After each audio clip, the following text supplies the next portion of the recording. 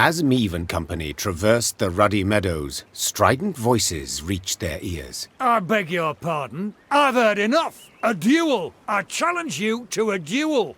A duel? Nonsense. I'd sooner lay you across my lap and give your arse a thorough flailing, you scoundrel. The Queen approached the arguing parties. Two nobles, Lords Cartwright and Mansfield. Quickly she ascertained they were up in arms over ownership of an orchard lying between their estates. Assisting both nobles, their kinsmen, armed to the teeth, prepared to leap at each other and crush heads. Upon spotting Meave, the lords lowered their voices, bowed and presented themselves. Yet they could not keep their ire fettered long, and were soon casting aspersions again.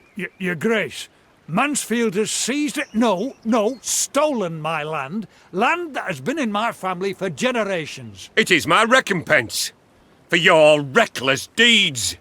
To burn down me mill in Furchin for a bit of sawdust in your flour?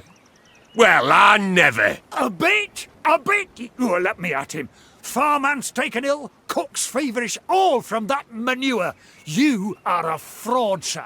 A fraud and a thief. Though she faced the not at all trifling matter of the Nilfgaardian invasion, Meave agreed to settle the dispute. Reynard, who knew the history of every Lyrian and Rivian family 7 generations back, served as her advisor. No doubt I would find for the Cartwrights. They are in the right here, as regards the title to the land. Yet your Grace must consider, the Mansfields have ever served the crown and never delayed payment of tribute.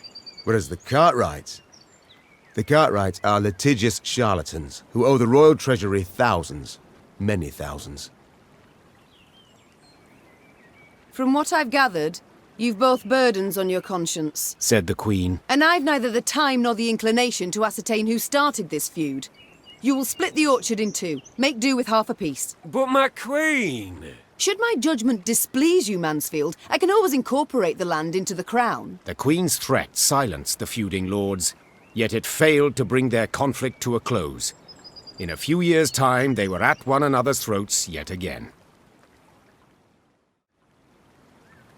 The orchard must go to the vassal unburdened by debt. This is what I prefer, said Meave. Thus I declare it Mansfield's. But the law clearly says... I am the law, Cartwright. Lord Cartwright moved to debate the matter further, but a snort from Reynard reminded him he stood before his liege. Mansfield, content, made an ample contribution to bolster Meave's force and the realm's defence.